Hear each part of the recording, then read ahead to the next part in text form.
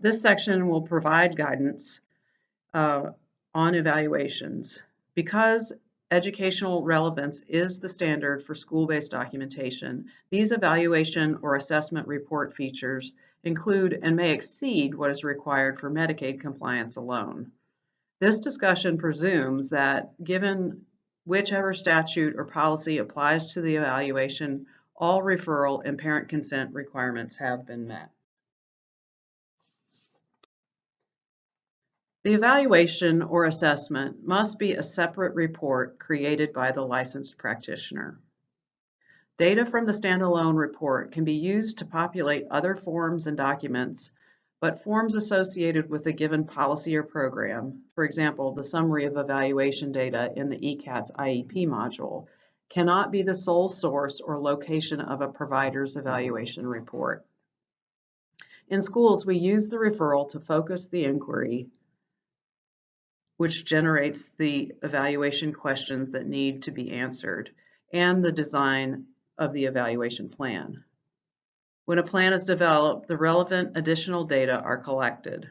Multiple sources of data from record reviews, interviews, observation, and test measures following the review, interview, observe, and test or RIOT model are gathered to build the evaluation report.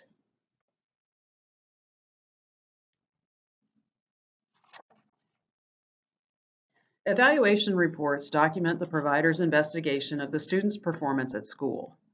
This report should provide a compelling, high-definition picture of the student's strengths, what supports the student's participation at school, what needs the student has, and what inhibits the student's participation at school.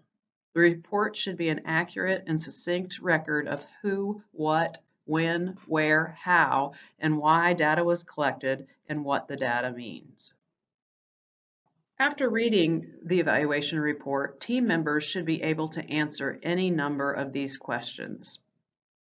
What supports or constrains the student's performance?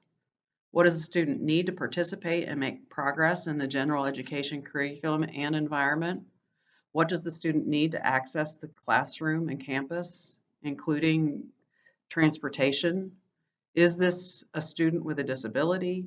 Does the student require accommodations or specially designed instruction? And if so, what needs to be in a plan?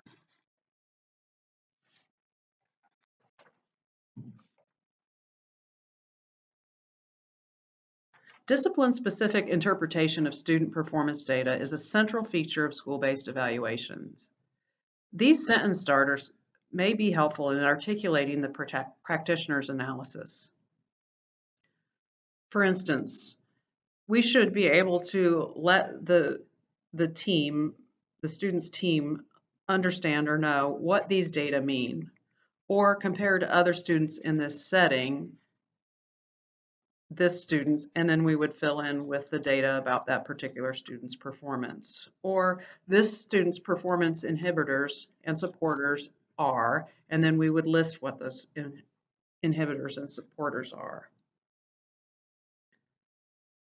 Note, the need for a particular service, accommodation, modification, or other formalized support are not predetermined in the evaluation report.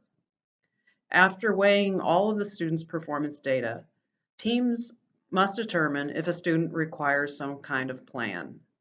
Then, as part of plan development and not before, the selection of specific supports and services occurs.